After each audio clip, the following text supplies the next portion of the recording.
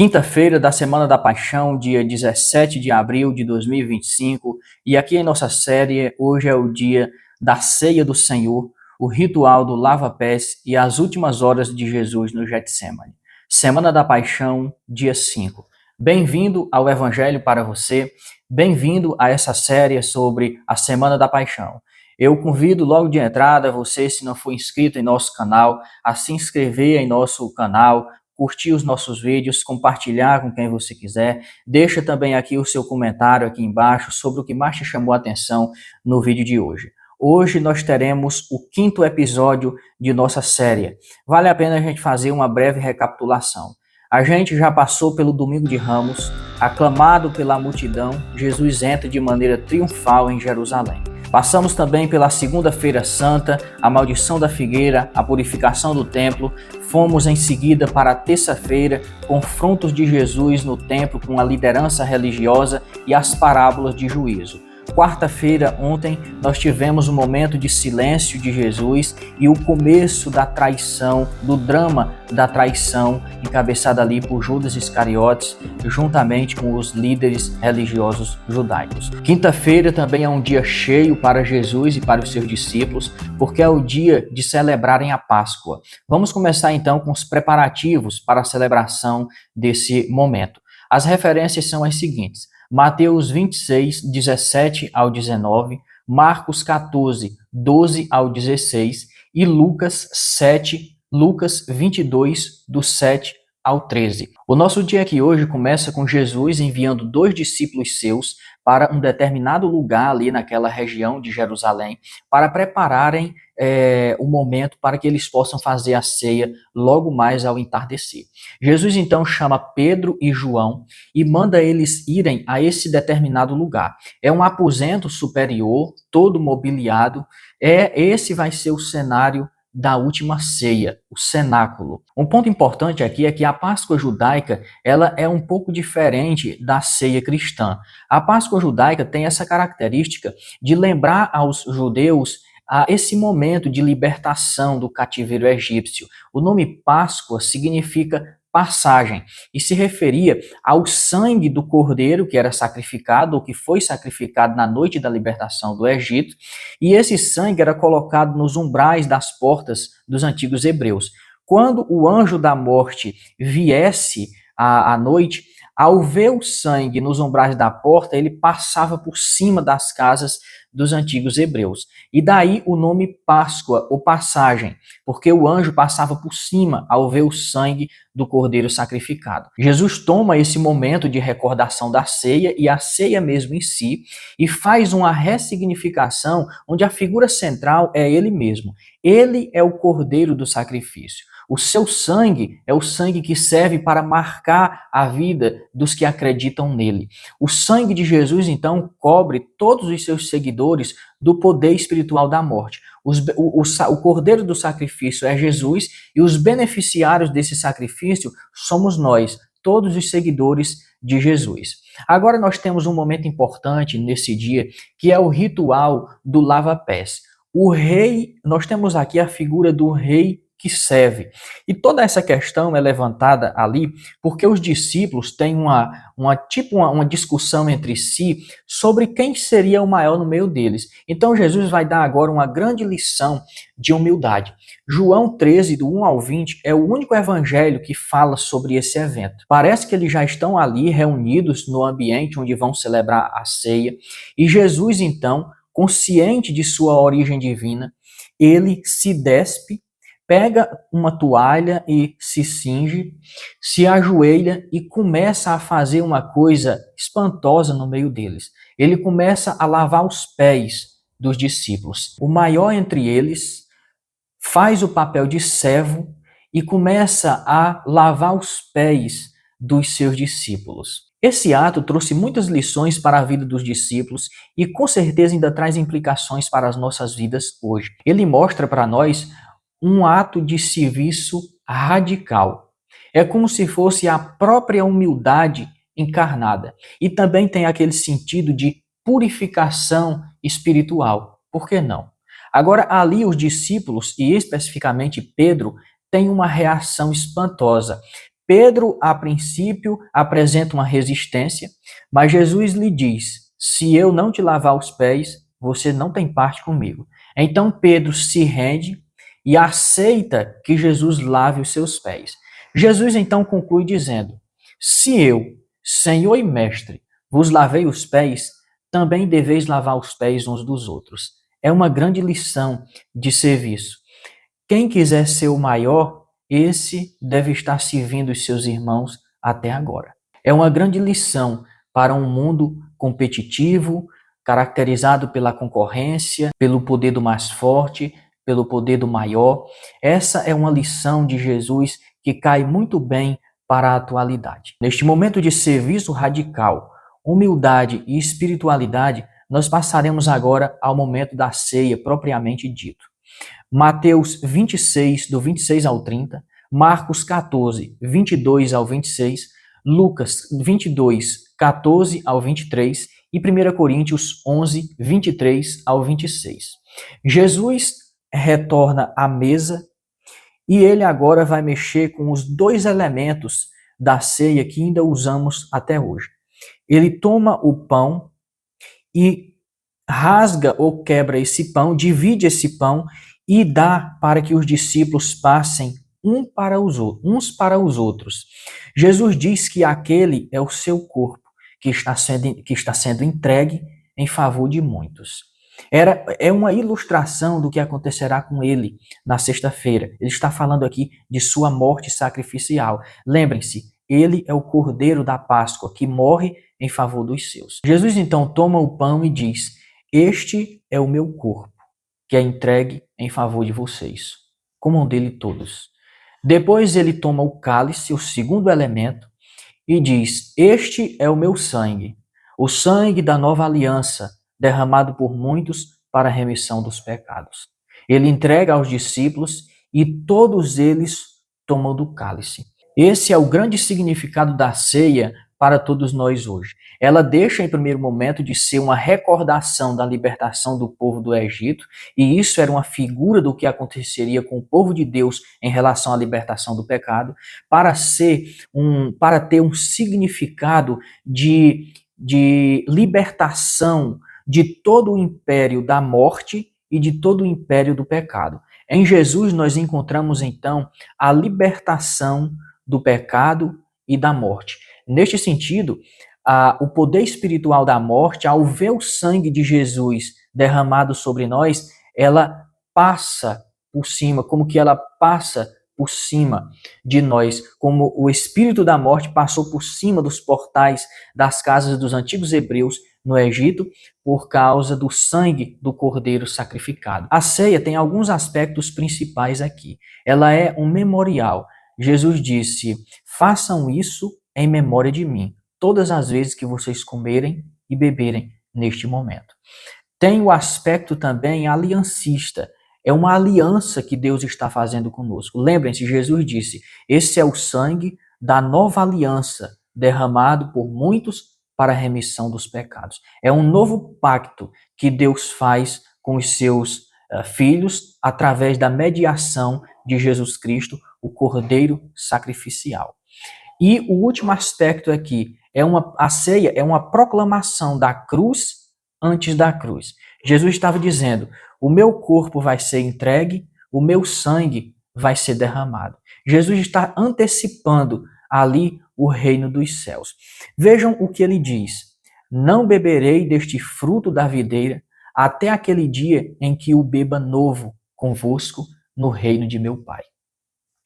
Jesus traz o reino dos céus para a terra e nós temos um antigozo deste reino aqui na pessoa do nosso Mestre e Salvador, Jesus Cristo. Ainda à mesa com os seus discípulos, agora esse clima de amor, de partilha, de sacrifício dá lugar a um momento de tensão e de traição insidiosa através da pessoa de Judas. Agora nós temos o anúncio das duas traições, a de Judas e a de Pedro. A de Judas é mais prática, a de Pedro é mais verbal. As referências são João 13, 21 ao 30, Mateus 26, do 21 ao 25 e Lucas 22, do 21 ao 23. Um de vós me trairá, diz Jesus.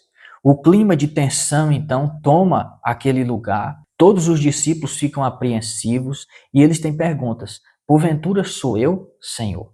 Judas é indicado por Jesus discretamente. Jesus diz ali que aquele que está com ele à mesa, que come com ele no mesmo prato, esse o há de trair. De Lucas nós sabemos que esse movimento de Judas foi partilhado pelo próprio diabo. Lucas diz que o diabo entrou, que Satanás entrou no coração de Judas. Ele estava à mesa junto com todos os discípulos. Em algum momento da noite ali, quando Jesus começa a falar de traições, ele levanta-se da mesa e sai na escuridão para consumar a traição. Esse momento é importante. Judas sai no meio da ceia. Ele não fica até o fim. Ele deixa o grupo e sai para colocar em prática o que ele já vem arquitetando desde o início dessa semana. A traição de Pedro também é anunciada. Pedro começa a dizer, Jesus está falando sobre temas escuros de traição, de morte. Então Pedro diz, mestre, eu estou preparado para ir contigo à prisão e até mesmo até a morte. Mateus 26, 31 a 35. Jesus então lhe diz, Pedro, esta noite, antes que o galo cante, tu me negarás 3 vezes. Aqui cai por terra toda a segurança humana, toda a autossuficiência humana. Vejam, Jesus continua resoluto para dar um fim à sua missão, mas o aspecto humano, visto aqui na figura dos discípulos, começa a desvanecer e cair. Vejam, Judas o trai e Pedro não consegue sustentar suas afirmações. Ele negaria Jesus nas próximas horas. Nós podemos perceber que a nossa força é tão frágil, tão pequena, nós não conseguimos sustentar os nossos pactos, as nossas alianças, nós quebramos. Nós não conseguimos sustentar as nossas palavras, como Pedro, nós negamos, nós traímos. A fidelidade humana desmorona aqui nesse momento da ceia, nesses momentos de tensão. Mas Jesus continua firme, ele continua resoluto. Vejam, por um lado, a fidelidade humana desmorona, mas por outro lado, a fidelidade divina permanece firme, permanece de pé. Na sequência desses eventos, e nós ainda estamos no cenáculo, acontece agora um momento muito importante. É denominado como o discurso de despedida de Jesus aos seus discípulos. Está registrado em João, do capítulo 14 até o capítulo 17, capítulo em que registra a oração sacerdotal que Jesus fecha esse discurso. É um dos discursos mais sublimes da Escritura. Os temas abordados nesse discurso são vários. A promessa do Espírito Santo, o Paráclito, exortações ao amor mútuo. Jesus também dá uma parábola sobre a videira, sobre a importância de estar conectado a ele. E ele fecha com a oração sacerdotal em João 17. Temas da oração: a unidade dos discípulos vinculada pelo amor, a glória de Deus e a missão da igreja. Esse discurso pode ser dividido em 3 momentos distintos aqui. Um primeiro momento de consolação, seguido por um momento de consolação e concluído por um momento de intercessão. Ele começa consolando os seus discípulos. Não se turbe o vosso coração. Vocês não vão ficar sozinhos. Eu enviarei para vocês o Espírito Santo. Ele começa a exortar a eles sobre a questão de amarem mutuamente uns aos outros. Ele diz ali uma parábola sobre a importância de estarem ligados a Jesus. Eles não farão nada sozinhos. Não foram eles que escolheram Jesus, ao contrário, foi Jesus que os escolheu, para que conectados a ele, eles possam ir e dar frutos. Sem Jesus eles não podem fazer nada, como Jesus diz, sem mim nada podereis fazer. Vocês têm que estar ligados a mim. E ele conclui com uma oração que chamamos a oração sacerdotal. E ele inclui nessa oração todos os seus discípulos, os do passado, os do presente e os do futuro. Ele ora até por aquelas pessoas que ainda ouvirão essa mensagem, que fala sobre os eventos ali da paixão e que crerão nessa mensagem. Ele consola, ele prepara e ele intercede. Esse é o nosso grande sacerdote. Agora nós passamos ao momento crucial no Getsêmani. Eles estão para finalizar a ceia, já é tarde da noite de quinta-feira. Depois desses acontecimentos à mesa, eles cantam um hino e em seguida eles saem para o Monte das Oliveiras. Eles vão se reunir no jardim, como costumavam fazer todas as noites nessa semana, o jardim do Getsêmani. Ali Jesus passará por uma grande agonia. As referências são as seguintes: Mateus 26, do 36 ao 46, Marcos 14, 32 ao 42 e Lucas 22, 39 ao 46. Eles estão caminhando ali, saem de Jerusalém e vão rumo ao leste, no sentido do Monte das Oliveiras e de Betânia. Chegados no Monte das Oliveiras, eles vão a um lugar secreto, que eles sabiam onde estava a localização, porque estavam acostumados a toda semana ao entardecer saírem de Jerusalém e irem para esse lugar. É o chamado Jardim do Getsêmani, é noite escura. E a palavra escuridão tem um significado muito peculiar no Evangelho de João. Fala desse clima insidioso, de traição, esse clima pesado de angústia, esse cheiro de morte. João diz que era noite, era escuridão. Jesus, então, chega ali com os seus discípulos naquele lugar. Ele separa do grupo dos 11 discípulos, já que Judas saiu durante a ceia. Só 11 discípulos acompanham, só 11 apóstolos acompanham Jesus. Ao chegar no jardim, Jesus tira do grupo dos 11 a Pedro, Tiago e João e vai com eles dois mais profundamente no jardim. Ao chegar mais adiante, Jesus diz a Pedro que vigiem com ele, porque ele está muito angustiado. A minha alma está angustiada até a morte. Ele confessa para os 3 discípulos em particular. Então Jesus diz: ficai aqui e vigiai comigo. Ele se distancia um pouco mais adiante e ele mesmo começa a orar sozinho. Jesus está sozinho ali. Nem os seus discípulos conseguiram vigiar com ele, nem mesmo por uma hora.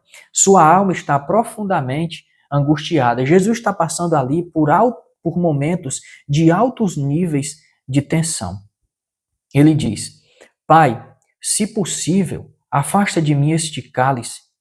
Todavia, não seja como eu quero, mas como tu queres. Nós sabemos pelo evangelista Lucas que o seu suor é como grandes gotas de sangue. Tamanha era a tensão do nosso mestre. Ele está passando por altos momentos de tensão e de angústia. É uma intensidade física e espiritual tremenda. É um momento de extrema agonia. Mas, incrível, nesse mesmo tempo, os discípulos dormem e repousam. Vejam até onde vão as nossas forças. Nós não resistimos uma grande noite de sono, nem a uma grande noite escura. Nós dormimos. Agora vejam os limites da força de Jesus. Ele rompe a escuridão, rompe a angústia, ele rompe os momentos de traição e ele está ali orando em grandes picos de intensidade física e espiritual, passando por um grande nível de agonia. O contraste aqui é grande entre a solidão de Jesus, o nosso Salvador, e a fraqueza dos seus seguidores. Este é um retrato da nossa fraqueza frente à força de Jesus. Esses momentos intensos de oração feito por Jesus se repetem por 3 vezes e nas 3 orações ele repete as mesmas palavras. Pai, se for possível, afasta de mim este cálice, contudo, não seja como eu quero, mas como tu queres. Ele retorna a Pedro, Tiago e João e ao encontrá-los dormindo, Jesus diz: ainda dormis e repousais? Basta, a hora é chegada, o traidor se aproxima, vamos-nos daqui. Judas, então, chega, acompanhado com os soldados, e neste momento, ele dá o grande beijo da traição. Há um tumulto ali, naquela hora. Pedro arranca da espada e corta a orelha de um dos soldados presentes ali, chamado Malco. Jesus dá uma repreensão a Pedro. Pedro, guarda a tua espada. Quem lança a mão da espada, pela espada perecerá. O ponto aqui é que Jesus está sendo entregue voluntariamente. Ninguém toma a vida dele, como diz João. Ele mesmo a dá, porque tem poder para fazer isso, e depois ele irá tomá-la, porque tem poder para tomá-la. Ele diz que esse mandamento recebeu do seu Pai. Os discípulos fogem. Jesus fica só. Essa era uma profecia que Jesus tinha dito poucos momentos antes. O pastor é ferido e as suas ovelhas se dispersarão. É o que acontece aqui. Os discípulos todos fogem, não ficou ninguém. Jesus agora está sozinho. A hora das trevas começou. Lucas 22, 53. A complementação desses momentos nós conheceremos amanhã. Conclusão e aplicações. Quinta-feira da Paixão revela o coração do nosso Mestre. Ele é o servo que ama, o rei que se humilha, o cordeiro que se entrega. Como nós reagimos a isso? Nós estamos dispostos a servir como ele serviu? Participamos da ceia com discernimento espiritual? Nós entendemos a importância desses momentos, que é o corpo de Jesus que está sendo partido, que é o seu sangue que está sendo derramado em favor de muitos. Estamos vigiando como Jesus ou nós nos entregamos aos limites de nossa força, aos limites de nossa fraqueza, e estamos dormindo quando o reino de Deus exige entrega? Encerro convidando você para acompanhar o desfecho desses eventos amanhã, na sexta-feira da Paixão. Jesus será julgado, condenado e 3 horas da tarde ele estará morto. O Filho do Homem será moído, o sangue dele será derramado e o véu do templo será rasgado de alto a baixo. Até mais.